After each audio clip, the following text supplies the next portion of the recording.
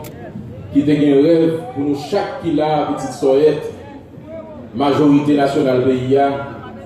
Et rêve ça, il faut continuer à nourrir, il faut une bataille pour atteindre l'objectif président Jovenel, la bataille pour lui. Parce que ce n'est pas pour lui la bataille. C'est à cause de l'esprit m'a introduit Madame Ni, Martine Moïse, deux femmes qui ont un pile courage, qui une fois encouragé à demain, même s'il a souffert, pour le petit morceau dans sa ressenti.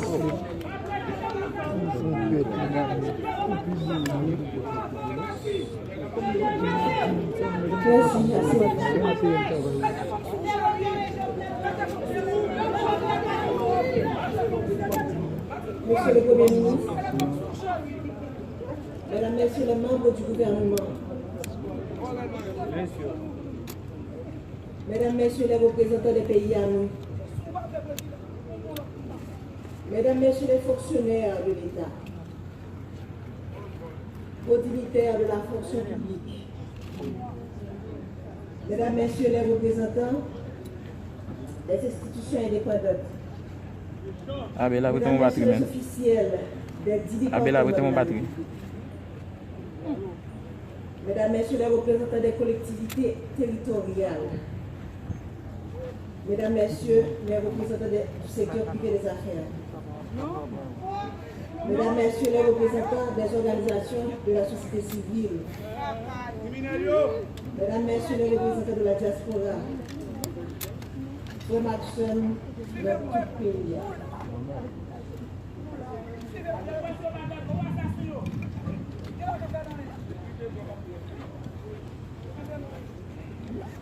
Au nom de toute la famille présidentielle, j'aimerais vous remercier du plus profond de mon cœur de votre présence parmi nous pour rendre un dernier hommage à mon mari Jovenel Moïse. La famille vit des jours noirs. Faire le déplacement jusqu'ici pour nous soutenir, pour dire au revoir à mon président, à mon mari, mon ami, le père de mes enfants, est une marque de sympathie qui procure force et courage à toute la famille et l'aide à surmonter ces épreuves. Quand j'ai rencontré Jo, cet homme qui allait devenir mon mari et le père de mes enfants, j'ai vu en lui un esprit brillant, inventif et créatif. Un être passionné et déterminé, une personne sympathique, enjoué, doté de grand charisme, un jeune homme réservé, tellement généreux. Ce jeune homme m'a charmé et m'a séduite. Il a gagné mon cœur. Et depuis, nous avons décidé de construire un seul et même avenir. Nous avons choisi de ne faire qu'un seul et même être. Il est devenu ma chair et mon sang coulait dans ses veines. Il est devenu mon hymne et moi son orchestre. Ce jeune homme passionné, ce entrepreneur à succès, mon Jovenel Moïse, a toujours cherché à faire plus, à faire mieux. Pour avoir été longtemps une victime, il connaissait bien les vices de ce système pourri et injuste.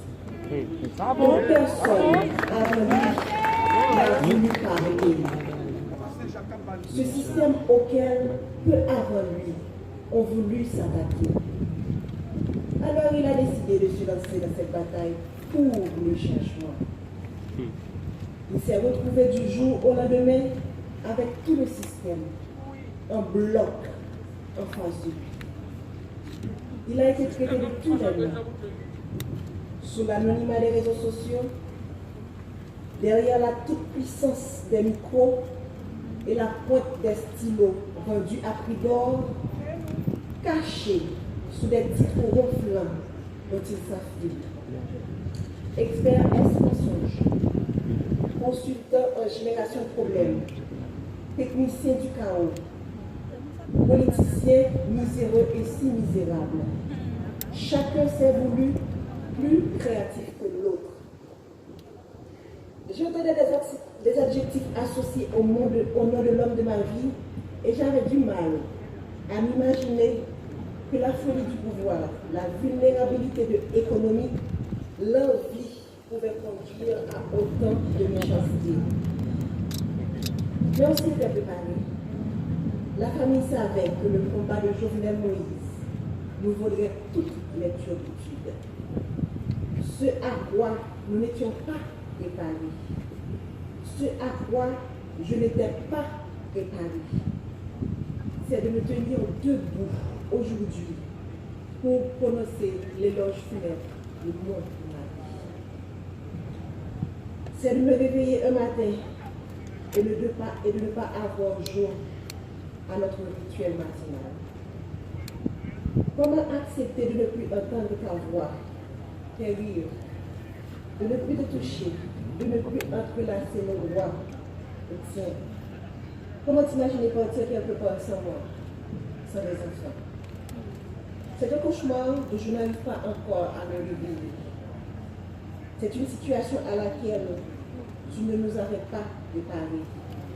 Ta femme, tes enfants, tes petits-enfants, tes frères et sœurs, tes neveux et nièces, cousins et cousines, tes amis, tes collaborateurs, ton peuple. Nous sommes là ce matin à faire quoi? Pour rendre le dernier hommage? Faire ton deuil? Nous ne sommes pas préparés à ça. Je me souviens encore de toi me disant que tu veux partir les mains propres et pures. Mais tu ne pensais pas partir sans avoir pu faire tes adieux. Tu ne pensais pas partir mutilé, désarticulé. Tu as été sauvagement assassiné. Toi qui as toujours renoncé à la violence. Tu as toujours prêché le pardon, la réconciliation, le tête ensemble. On a comploté contre toi, te condamnant à mourir dans la barbarie et la cruauté. Toi, si indulgent avec les autres, tu as connu la haine. Ils t'ont jeté leur venin pour assassiner ton caractère. Toi, toujours si loyal envers eux, tu as été abandonné et trahi. Ton assassinat a mis à nu leur haine, leur laideur et leur lâcheté. Quel crime as-tu commis pour mériter un tel châtiment? Toi dont le plus grand péché a été d'aimer ton pays, défendre les plus faibles, les plus vulnérables, les plus opprimés, les sans-voix, contre l'avarice des uns et la cupidité des autres. Est-ce que vouloir libérer l'État des griffes d'oligarques corrompus, est-ce un si grand méfait? Pourquoi vouloir électrifier son pays provoque autant de haine et de violence? Quand combattre la corruption est-il devenu un délit? Pourquoi vouloir démocratiser le crédit est un péché? Comment lutter pour l'égalité des chances d'accéder à la fonction publique est devenu condamnable?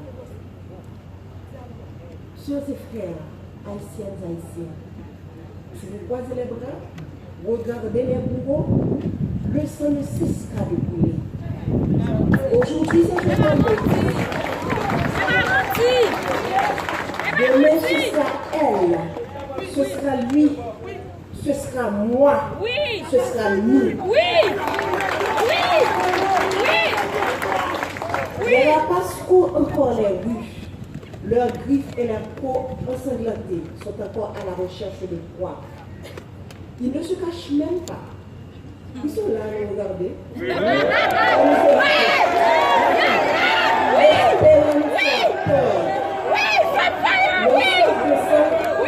s'est pas encore épanché. Mais Jovenel nous a montré le chemin. Il nous a ouvert les yeux. Alors, ne laissez pas se verser en vain le sang de notre président. Crions justice. Crions justice. Crions justice. Nous ne voulons ni vengeance, ni violence. La violence amène la violence. Et peut-être souvent le Jovenel Moïse. Nous ne cédons pas non plus à la peur. La peur engendre la peur, disait-il toujours. Nous allons les regarder droit dans les yeux, comme Jovenel Moïse les aurait fixés. Et nous allons leur dire, c'est assez. Jovenel, mon amour, mon compagnon, mon ami, mon autre moi, que vais-je devenir sans toi? Comment me résoudre à vivre sans toi? Ces pleurs qui inondent mon cœur, ces larmes dans lesquelles mon âme se noie, que je vais dire? Je ne peux pas te faire mes adieux, alors je te dis au revoir. Pas avec tout l'amour que je te porte, les valeurs que tu as inculquées à tes enfants, à moi, à la jeunesse de ton pays, continueront d'exister de génération en génération. Pas en paix, mon cœur, pas avec le sentiment du devoir accompli. Laisse ton âme se reposer en paix. Nous nous chargerons du reste.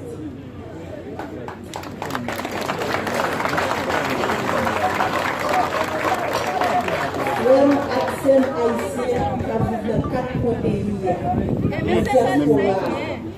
Nous-mêmes qui nous supportons famille dans le moment de ça, nous disons merci en pile. Présence sous bonne force et courage pour nous capter. Ils ont assassiné le président Jovenel, mais ils n'ont pas assassiné Vision. Ils n'ont pas assassiné l'idée. Ils n'ont pas assassiné le rêve libéral pour le pays. Nous perdons une bataille, mais nous pas perdu la guerre. L'éclat pas fini. Jovenel Moïse pas la guerre dans la route. Il était déjà montré nos chemins. Et il a continué à accompagner nous jusqu'à ce que nous arrivions, même si chemin est long. Ma problème bien bas. Devant cadavre, autorisation ça, Marie, un bon papa, un bon mari, un bon président, un bon soldat. Nous faisons tout campagne ensemble, parce que notre tout petit pays, pour nous comprendre plus bien qui mauvais la vie, frère, action à subir.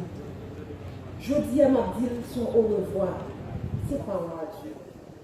Je salue chaque monde qui vient saluer des pas autorisation ça. Qui t'a mené une bataille, qui a pris un privilège, pas de comprendre, mais qui veut dire un pile bagage pour le monde de yo-yo. Jour qui est 7 juillet, c'est un jour où le monde sans foi ni loi paraît à toute volonté pour chavirer, choisir l'espoir, pour un petit mal, pour besoin de paix, pour être canal.